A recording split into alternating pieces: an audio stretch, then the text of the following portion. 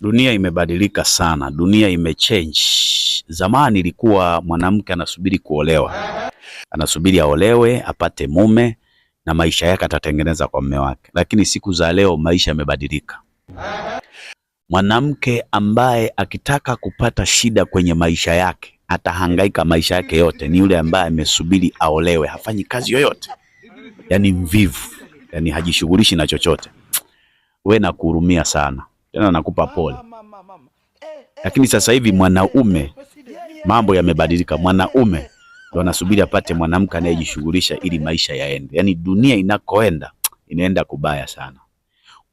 Kama wewe ni mwanamke, una watoto na ni mvivu, jiandae kupata tabu maisha yako yote kwenye hii dunia. Mimi nakwambia utapigika, utalia, machozi yako yatakutana na wanaume ambao kusaidia hawawezi, cha kukusaidia watakutumia na watakuacha. Huo ndio ukweli wanawake, nawaambia.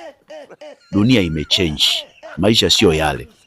Tuko dunia ambayo wanaume wengi hawana ndoto ya kuwa na familia. Tuko dunia ambayo wanaume wana mpango wa kuzaa na hawana mpango wa kulea.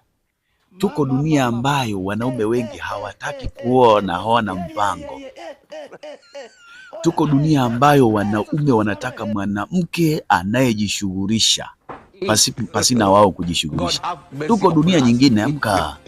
Tuko dunia ambayo tuna wanaume, kila mwanaume ana mtoto. Yaani ukimkuta anasema amezaa mahali fulani, alafu watoto wenyewe hawawalei wao. Ni dunia nyingine, amka. Ondoka usingizini wewe. Fanye kazi, ujitume.